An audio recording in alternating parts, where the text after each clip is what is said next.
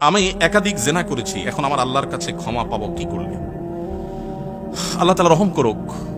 অনেক ভাইরা আছেন বিভিন্ন পাপে লিপ্ত হওয়ার পর শয়তান তাদেরকে এত বেশি ভয় দেখায়, অতিরিক্ত ভয় দেখায়। ভয় যতটুকু আল্লাহকে পাওয়া দরকার তার চেয়ে বেশি যদি পায় তাহলে বুঝতে হবে শয়তান দেখাচ্ছে। ওটা কে দেখাচ্ছে? শয়তান দেখাচ্ছে। আপনি কোনো গুনাহে লিপ্ত হয়েছেন, যে কোনো গুনাহ, পৃথিবীতে এমন কোনো পাপ নাই যেটা মাপ চাইলে মাপ হয় না। এমন কোনো পাপ, এমনকি শিরকও নাই। শিরকের গুনাহ যদি করার পরে মাপ চায়, তওবা করে, মাপ হবে না? হবে না। তওবা ছাড়া মারা গেলে মাফ করবেন, এটা ভিন্ন বিষয়, কিন্তু তওবা করলে সেটাও মাফ হবে। তাহলে বোঝা গেল জেনা ব্যভিচার হয়ে গেছে, অন্য কোনো অনাচার হয়ে গেছে, অবশ্যই মাফ করবেন আল্লাহ তাআলা। হ্যাঁ, মানুষের হক নষ্ট করেছেন, যুবক ভাইয়েরা 3-4 বন্ধু মিলে চা দোকানে চা খেতে বসেছেন, বাসে উঠেছেন, গায়ে জোর আছে, বাহুতে শক্তি আছে। আমি জন্য বলি 4-5 যুবক ছেলে ফেলে যখন চার দোকানে বসে তখন ওই টিবয়কে ডাকার টোন কিন্তু পাল্টে যায়। একা একা গেলে বিড়ালের মতো বলে, মামা 1 কাপ চা হবে? আর 4-5 জন গেলে কি বলে? এবারে চা দে। কথা কানে যায় না? কতক্ষণ ধরে বসে রয়েছি? কারণ আশপাশে বন্ধু বান্ধব চা আছে, শরীরে একটু ভাব আসছে, তাই না?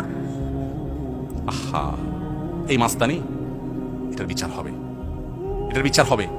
দুনিয়াতে সে বেচার বিচার পাবে না, কিয়ামতে বিচার। বুড়া বলে আপনি হাজির সাহেব হয়ে গেলেন, মাগার ওই যৌবনকালে যে মাস্তানি করে আসছেন, গুন্ডামি করে আসছেন, তার বিচার আল্লাহ করবেন। So be careful.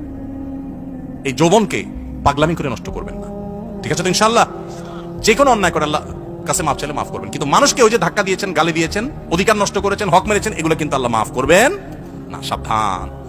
এই জন্য নবী করিম সাল্লাল্লাহু আলাইহি ওয়াসাল্লাম বলেছেন, সেদিন আসার আগে মাফ চেয়ে নাও, যেদিন কেউ কাউকে ছাড় দিবে না, কেউ কাউকে ছাড় দিবে না।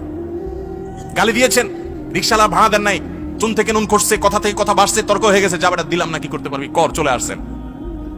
এটার ছাড় কিয়ামতের দিন হবে না। নবী সাল্লাল্লাহু আলাইহি ওয়াসাল্লাম বলেছেন, দুনিয়া থাকতে এগুলা মিটমাট করো, এই মামলা নিষ্পত্তি করো, তার হাতে পায়ে ধরে মাপ চেয়ে এটাকে শেষ করে যাও, কিয়ামতের ময়দানে কেউ কাউকে ছাড়বে না। অন্য কোনো অন্যায় করেছেন, জেনা হয়ে গেছে, আল্লাহর কাছে মাপ চাইছেন, তওবা করছেন, লজ্জিত হয়েছেন, আর কখনো করেন না, ফিরে আসছেন, ইনশাআল্লাহ মাফ করবেন আল্লাহ তাআলা। আল্লাহ বলেছেন, লা তাকনাতু মির রাহমাতিল্লাহ, আল্লাহর রহমত থেকে নিরাশ হইও না, ইন্নাল্লাহা ইয়াগফিরুয যুনুবা জামিআ, আল্লাহ সব গুনাহ মাফ করে দিবেন। অতএব জেনা করলে আল্লাহ তাআলা কি করবেন? মাফ। কিন্তু তওবা করতে হবে খাঁটি অন্তরে, আর করা যাবে না, অনুতপ্ত হতে হবে।